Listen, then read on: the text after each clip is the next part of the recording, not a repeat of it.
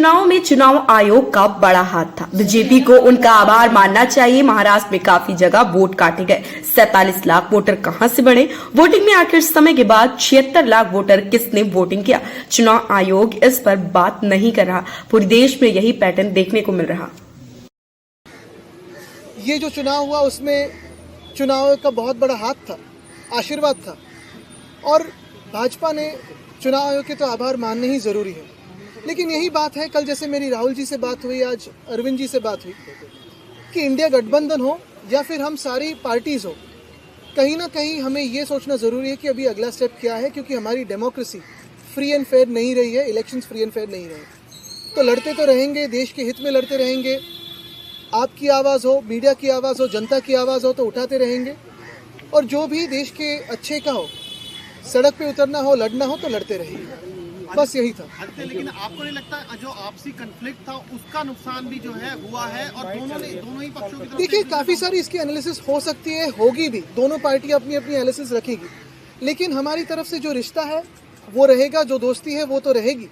इसके आगे मैं कहना चाहता हूँ कि जो काफ़ी सारी जगहों में वोट्स काटे गए थे, जो वोट्स डिलीट हुए थे, उस पर भी कभी ना कभी विचार करना जरूरी है, क्योंकि वो वोटिंग का अधिकार लोगों से छीना गया था, वो चुनाव आयोग ने छीना है, तो उस पर भी विचार विमर्श होना जरूरी है। आदित्य जी, क्या इस इशू पे वोटर डिलीशन एडिशन पे आपकी कोई चर्चा हुई दिल्ली महाराष्ट्र दोनों को लेके? देखिए, आज तो कर्टसी कॉल था, आज तो यही कहने थे कि रिश्ता तो ये जारी रहेगा।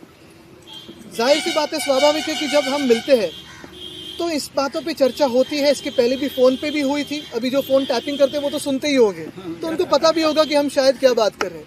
लेकिन हमने ये भी कहा है कि इस पे स्टडी करके जो हम प्रश्न चिन्ह उठा रहे हैं, जैसे महाराष्ट्र में 47 लाख वोटर्स कहाँ से बढ़े हैं, 76 लाख वोट्स आखिरी समय के बाद किसने वोटिंग किया है, इसके कोई वीडियो फुटेज है क्या, टोकन्स है क्या?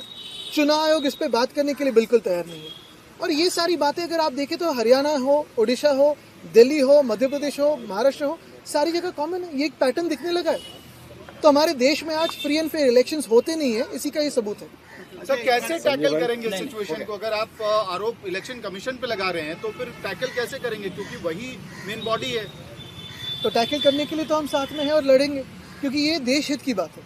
देखिए, कोई भी चुनाव जीत सकता है, हार सकता है, जीत भी सकता है वापस उसके बाद में, लेकिन फ्री एंड फेयर इलेक्शंस होना जरूरी है। अभी कई चुनाव आने वाले हैं, निगम के कई चुनाव, हरियाणा में आम आदमी पार्टी लड़ रही है, आप लोग लड़ रहे हैं, क्या इसे लेकर कोई स्ट्रेटजी? बिल्कुल लड़ते रहेंगे और अपनी अपनी स्ट्रैटेजी सुधारते रहेंगे। जो वोट कटिंग की देखिए, ये चुनाव आयोग के साथ हम चेस का गेम खेल रहे हैं। वो कोई एक तरीका अपना रहे तो हमें उसका एक उत्तर देना पड़ेगा, तो वो खेलते रहेंगे।